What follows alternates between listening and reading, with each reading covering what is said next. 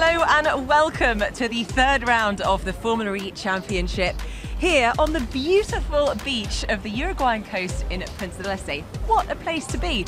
I'm Nicki Shields and alongside me is our commentary team, Dario Franchitti and Jack Nichols. And in a moment we'll be hearing from some of our Formula E drivers and also the race director. Thank you also for joining our very first live Chat E. And what a beautiful place to be doing it. Well, our fans have just left, that's a shame, but they'll be back later, I'm sure. Something Jack said, I think. Yeah, exactly. I hope you're not doing anything naughty there, Jack. Anyway, we're in our third round of the championship. Dario, how do you think the competition is heating up so far? I think initially, when we saw certainly the qualifying in the first laps of the race in China, we thought it's going to be a walkover for EDAMS, but then very quickly it became apparent in Malaysia, no, it's not going to be quite as easy as that. And I think that particularly the guys at Abt are looking strong too, but all throughout the field, close competition still, so it's all to play for. So it's an exciting time ahead then. And now, Jack, this is an amazing track location. We are literally on the beach. But conditions, how do you think these conditions are going to challenge our drivers today? Well, we saw it last year. The amount of sand you end up with on the track is really interesting. It's kind of like Zandvoort in the Netherlands, except it's a lot colder there and it's much more pleasant here. And that creates a difficulty for the teams and for the drivers. And I think just to go back to what Dario was saying about its reliability now is the key thing, because now we're pushing boundaries. Last year everyone had the same car. Everything was fine. Now you're trying to get that last tenth out of performance, and that's when things go wrong, as we saw in Putrajaya. Yeah, absolutely. With the electric motors and the drivetrains, they're doing something that hasn't been done before, and they're pushing the boundaries there. And the stuff we see being developed in Formula E is eventually going to find its way into street cars. And very exciting news as well. You know, the recent announcement that Jaguar are on board for season 3. I mean, what do you make of that? It's fabulous, isn't it? I mean, Jaguar's race history is unbelievable, from the 50s right through the F1 thing at the turn of the 21st century. But now under new ownership with Jaguar Land Rover, it's just massive for the series. Yeah, and recently as well, Dragon are going to be on board for next year as a manufacturer. Fantastic. It just keeps getting better, doesn't it? Yeah, absolutely. Now, shall we welcome our first driver to our chatty? Bruno Senna, come and join us. Hello. Welcome. I have a question for you. Okay, He's got a question. What did you do that all those lovely people just left? I don't know. We'll have to ask them. I don't understand them, so you know. I'll ask them later. Don't Okay. worry. They're probably fans of yours, Bruno. Maybe they are, but I think if they were real fans, they wouldn't have left They should today. have stayed. It's great to be here in South America, though, isn't it? It must be special for you, even though it's not Brazil. Yeah, it's fantastic. I mean, it's the closest race to home for me. But also, there's lots of Brazilians that come to Punta and even to Buenos Aires. The Argentinian fans are also fantastic with the Senna name, even though we have some more animosity with football. But yeah, it's fantastic because these guys are all really rooting for the Brazilian drivers, and we get extra support here. And how did you feel? You know, we've just come out of the shakedown. What were your impressions of the track and the conditions? Well, it hasn't changed much from last year. We have a different first corner. The chicane's a little bit tighter, so in theory we should be going a bit slower, but I'm sure that we will be stretching the track a little bit if we can.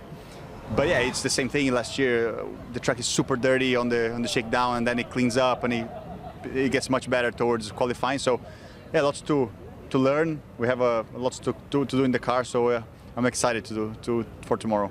And do you think the wind conditions are going to play a factor in that, or is it really just down to the dust and sand? It's more like the wind carries the sand to the track. Even in qualifying, between one session and the other, there is some sand going to the track, so the first few laps are not exactly the same as the last few laps. So we will see lots of people trying to leave everything as late as possible here, and there's a good chance that Q4 will be faster than Q1, and yeah, so the qualifying lottery will be very important tomorrow. You know, over the winter, there was some big changes with Mahindra. Where do you guys think you've really made the gains? I think the experience from last year, from winning the championship with Nelson last year, now is the same team running Mahindra, and these guys, they really go into really little detail when it comes to looking at data and getting the car developed for the future. So we've been really looking at all the stuff that we can do within the regulations to improve the car and make it faster. So hopefully Sunday will be a day where we're going to throw lots of stuff in the car and try to make it better. Well, as the first leg of a potential home race, we wish you all the best of luck. Good luck. Thank you. Cool. And we're now going to swap you in for another driver. So sorry, Yeah, your time exactly. is You're actually done. You over. go. You're up. We got someone cooler now, haven't we? Yeah, he's got his shades on just How's it like going, us. man? I think this is the only race where we could actually all stand in our shades and get away with it Yeah, without absolutely. getting told off by our director. There are definitely worse places to have a race, aren't there?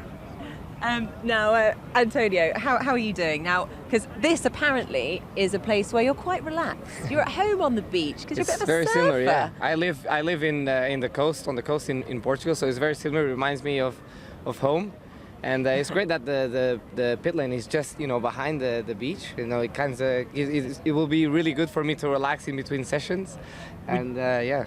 Would you rather be racing or surfing? I think I can do both or not. Like in between sessions, data, I don't need to look at data, it's fine. I'll just go quick surfing and then go back in the car.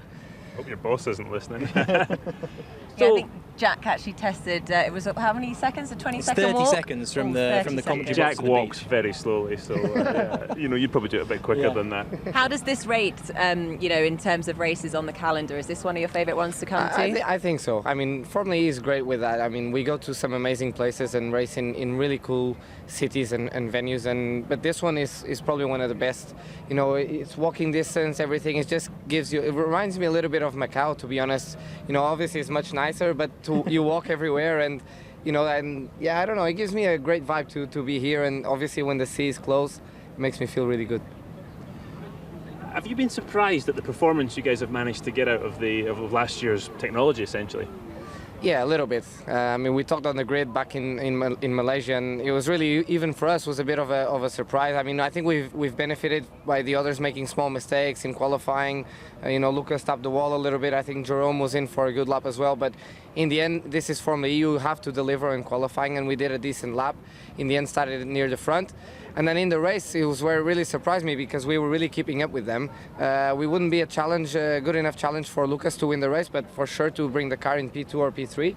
And unfortunately, we've been caught up with some software issues, which made me stop on track twice. But yeah, I mean, in the beginning of the weekend, if you asked me if I wanted a P6, I would have taken it. And at the end, I was really disappointed with a P6. So, this is Formula E. Are you having fun with it? Yeah, loads of fun. I mean, the racing is great, and I think what really makes Formula E what it is at the moment, and it's earning a lot of respect in the motorsport world, is the level of drivers we have at the moment. I mean, we're all professionals here. This is really giving a good name to Formula E, and I think as long as we keep this, then it will. There's a bright future in front of Formula E for sure. You wouldn't have fit in here, would you? No. Oh no. Well, Professional Antonio, thank drivers. you. Thanks for joining us, and we wish you we wish you the best, and hopefully no software issues tomorrow. Thank you. So who have we got up next? I think it's Loic Duval. Loic from the Dragon team. And Jerome. Oh, we've got both of them. We're in luck. twins. Both the boys. Double trouble. yeah. Hello. How are you both? doing? Good. Thank you for joining us. Now it was all looking so good in Putrajaya. Thanks for that. It was a really impressive race until what happened? Can you just talk us through? Who wants to answer? It's the same problem. But no, I mean it was really looking good race, and we had a problem with the damper. I think you said I hit the wall, but it was not the case. You probably said I hit it too. Is that the time? I gotta go. No, yeah, but we got a problem with the damper, and on both cars exactly the same. So let's say that it was not fixed properly in a way.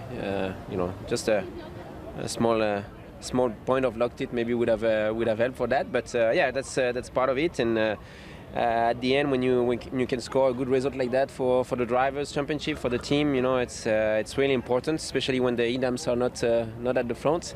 But we were not able to do it. But let's carry on. We know that we have the potential to do good results. And so it wasn't a failure, as it were, because obviously around here, hitting the curbs is going to be crucial. Are you worried about that, or? No, it wasn't like you would say, like a failure, a part that failed that was too weak. It's just more of an assembly problem. So we're not too worried about that for here. Well, we'll see. Hopefully it won't happen, but shouldn't be a problem. But like Loic said, we were able to put both cars in the top 5 in the 2 first race. That would have been amazing. But if we were able to do it, let's hope that we're going to be able to do it some more. And I think that's the key for us, getting both cars up there. Now we saw it in Malaysia. Temperature at the conditions was a big factor.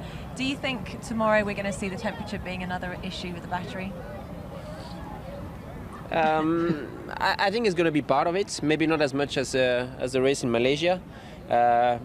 let's see how will be the weather also tomorrow. That's one factor. But for sure, it should be something. It's all also related to the track. So more slow you are in the corners, more you can hit the batteries at the end, because you have to be flat out for a longer period of time, on the throttle if you don't carry the speed. So you start from really a low speed, and you have to carry the throttle on.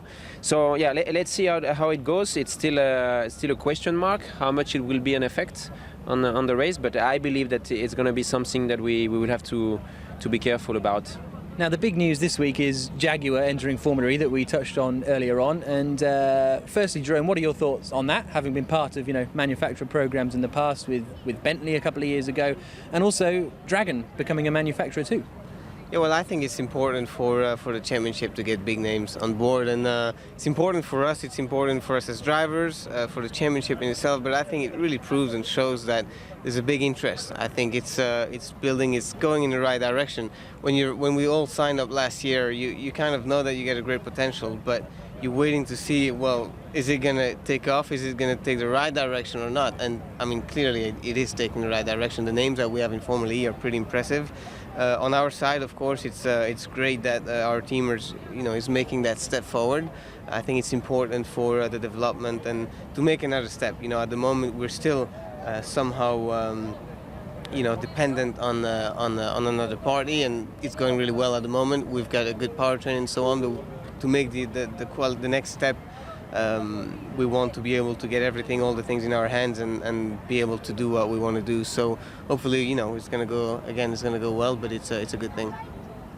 So going away from racing for a minute, you guys have had busy seasons.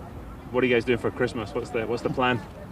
It's going to be like night and day. We're on the beach today, and in a few days' time I will be in the mountain, with some snow. I have 2 kids, so it would be nice, to spend Christmas with them over there.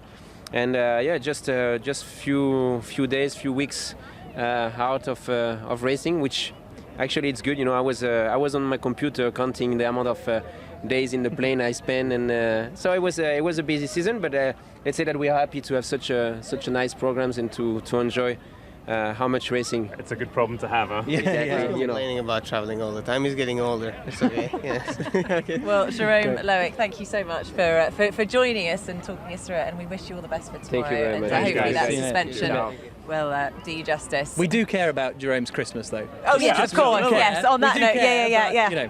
but we want to you talk don't to deserve Salvador. a holiday. Get back to work. Salvador! Salvador, what are you doing here? Where have you come from? Great to see you. From Mexico, of course. And yes, I mean, obviously, commiserations. It was very sad to hear the news that Trulli, of course, are no longer with us in Formula E. But fantastic to see you here. Can you tell us more? Yeah, of course. I mean, I really love the series, and obviously with having a race in Mexico City next March 12th is going to be incredible. And I came with some people from media from Mexico just to show them around how is Formula E and everything, and to get the momentum going to get an exciting race there. And obviously 12 months ago you were here and racing, and it was it seemed like a sort of last-minute decision, and you hadn't raced for a good many years. What was it like getting back into it? Oh, it was, honestly, it's the best experience I've ever had in my life in racing, because I experienced so much. For so long time I've been racing, every weekend, and every year I knew I had a contract for next year, and suddenly I stopped, and 5 years later, in 2 weeks time, they tell me you're racing. And I came here to a totally new car, totally different, but I tell you, I see racing totally different. I'm totally a different person, and I enjoyed it so much that actually I can say it's the race that I've enjoyed the most in my life. Going forward, what are the chances we're going to see you back on the grid this season, or indeed going forward in the future? Well, I'm going to work really hard to try to make it this season. Obviously, as having only 18 cars, it's difficult, but we'll see. Obviously, having a race in Mexico will help me a lot, and I can tell you my dream is to get back into the car. I love the series, and I look forward to get back either this year or next season anyway. We'd love to see you back. So, Salvador, we've got to ask you, now you can give an independent view. Who's the team to beat this year? Yeah, well, definitely EDAMS had made an amazing job with the powertrain, and I think they're the team to beat by far. But anyway, this series, everything can happen. We saw last race, and that's the good thing about Formula E. And just a really quick word on Mexico, because we had Formula One go there earlier in the year, and it was the most amazing atmosphere you've ever seen. What does it mean for Formula E to go to Mexico? Well, it's been the best because Formula E hasn't been there, so we're gonna make it even better, for sure. And I mean, the public is just so excited about racing to get it back. When there's 2 Mexican now, a test driver as well, 3 Mexican drivers in F1, and hopefully 1 in Formula E. So, the atmosphere is getting more into racing and not anymore into soccer. It's a big appetite, isn't there, for racing in Mexico? Yes, for sure.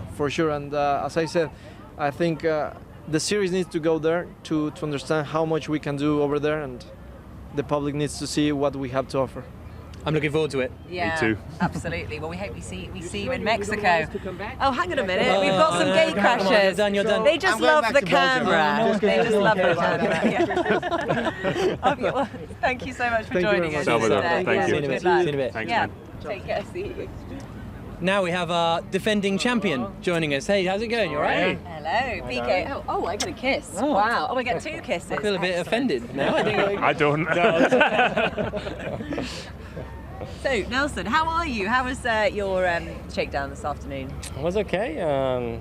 It's a track where last year we did okay. It was our first podium here, so I know circumstances are a bit different this year, but I think the important thing is we need to improve race by race. Even if our technology doesn't seem to be the best out there, we still have to try to improve in every other area that we can try. So.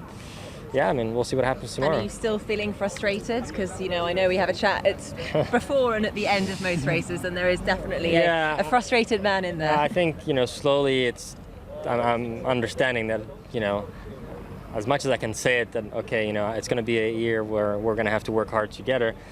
I think I'm getting less frustrated and more into the side where I'm trying to help the team as much as I can to develop, not just beating myself up, and it's hard, it's kind of a hard situation because we were doing so well last year, and this year we are where we are, but I think it's part of racing. A good driver needs to learn how to win with a good car, but also needs to be able to get a team that is struggling with their car and bring them back up. We have the budget, we have the right people, we just need to really group up and really believe in each other and take the right direction, take the right steps to go back to victory lane.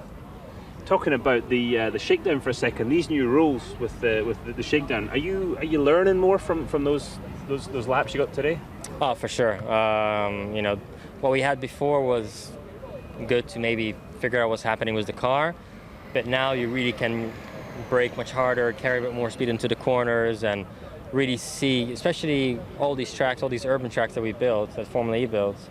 The curbs and all the the sausages that they add on the chicanes, you always need to tweak them a little bit, and in the format we had today, I think it helps much more the driver for us to give a feedback to the FIA and tell them, look, definitely that's not the way to go, because following a safety car, it's very hard to judge if that's the right way of doing the corner, if that's the right curbs, if that's dangerous, that's not dangerous. So today we had a much clearer image. Okay, this corner, when we come into the corner, is going to be a bit dangerous. If we hit one of those curbs, it can cause an accident, or vice versa. So I think it was much more effective this way. What has Formula E done for your career? What has winning the championship changed? Because you were very successful in GP2, then some difficult times in Formula One. Has Formula E put you back on the map? You're in the top. I can't remember what it is, top 20 of autosports drivers this year. Has it really helped your career, do you think? Well, winning a championship always helps any driver. But like I said a few times, I think that this has been one of the first experience, not the first experience, but it's after GP2. I'm not even going to consider F1, but after GP2, everything that I've done, it's been really a difficult position for me. F1 being a rookie against one of the best drivers in the world, and then switching to NASCAR, which is, Derek can say, it's a whole different world. But I enjoyed it. I still won races in the K&N, Truck Series, Nationwide, and then to Rallycross, which is again something I've never done before. So I've always done really path in my career, which maybe result-wise was not the most efficient, the best one, but I've learned a lot of things. I mean, not only not only in the driving side, but also in the culture and people and sponsoring and marketing and how to deal with people. I mean, it's been, for me, it opened my mind phenomenally going to America. And after GP2, I would say the only opportunity that I had to run in the same level of experience as everybody was the same cars and fresh tracks was Formula E. So that was the next moment where I was been able really to show what I'm capable of when I'm in the same level as everybody else. Cool. Thank you very much for joining us, Nelson. Thanks Really very much, appreciate Nelson. it. Nelson, thanks, man. Bye-bye. Now we're going to introduce our race director, a voice that actually people might have heard, but they won't have seen the face. How are you? Going. Hi, Oliver, how are you? Nicki, fine. Good, excellent. Now, can you just tell us a little bit more about your job? What does it mean to be race director? Well, we have, as race director, I have plenty of tasks. The main task for me is the safety. So we are responsible for the safety of the drivers, of the marshals, and even of the spectators. So the first thing we do is to check the track if everything is in a good position. If the cars are not sometimes too fast in some corners, so we have these chicanes, which cause us some trouble sometimes, but we have to build them for the safety reasons. And then if this has been done, we start with our free practice, as you know, and qualifying sessions. And then we are looking on the rules, so track limits and whatever, that no one is cheating. And in the race it's the same. So we are just checking it. It's like the role of a policeman in the FIA championships, because I monitor everything. I try to monitor everything. And then I report it to the stewards. So more or less I'm like a policeman. The stewards are like judges. And Oliver, can you just quickly talk us through the change in rules and having a full course yellow flag? Well, yes. We found out after the Bianchi accident, so it started there. We had the International Race Director Panel and the World Motorsport Council said we have to find new rules to make it more safe for drivers, for marshals, and for everyone. So we have the rule with the safety car. But then we said, okay, sometimes the safety car takes too much time, and sometimes it's unfair. So we have to find something new. Yeah. And the idea behind the full course yellow is that we can deploy a tractor, a recovery car, or whatever on the track, while the cars are on the track, but we reduced the speed to, and Formula E, to 50 kph. So this is just for a quick intervention. Yeah. So we make full course yellow, tractor comes, pick up the cars, goes back to his position, and then the cars go. Well, the question may be, why do we use full course yellow and when do we use the safety car? Well, the reason here is if a car crashes into a wall and we have a lot of debris and it has to be recovered and the track is blocked a little bit, we deploy the safety car, because then the whole crowd is under control of the safety car. And I can tell the safety car driver to go slow, and then the marshals have 2 minutes before the whole cars are coming. And a full course yellow, there's always a car coming. Yeah. That's the main difference. We've already seen plenty of times this year that full course yellow gets us back to racing so quickly, doesn't it? Absolutely. And Oliver, thank you so much Thank for you very joining much. us. Now, I'm going to quickly put you on the spot, actually. I'm going to put you all three on the spot. Okay. Final thoughts. Who's going to win tomorrow? Oh, Oliver's gone. He can't answer that one. He can't say. Right, I'm going with Jack. You asked me first. I asked earlier. I said earlier. Oliver Rowland. I'm going Oliver Rowland. He's sticking with Dario, it. quick.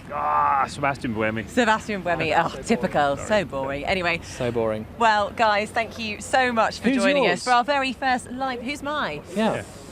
Ooh, I'm going for Sam Bird. Curveball. Good choice. Brave one. But thank you again for joining for our very first live chatty here on the beach. Again, idyllic location. But we will be live streaming everything tomorrow. The race will start at 4 o'clock. But if you want to tune in before, 8 to 10 is when practice will start, and at 12 o'clock for qualifying. So thank you again for joining us, and we will see you all tomorrow.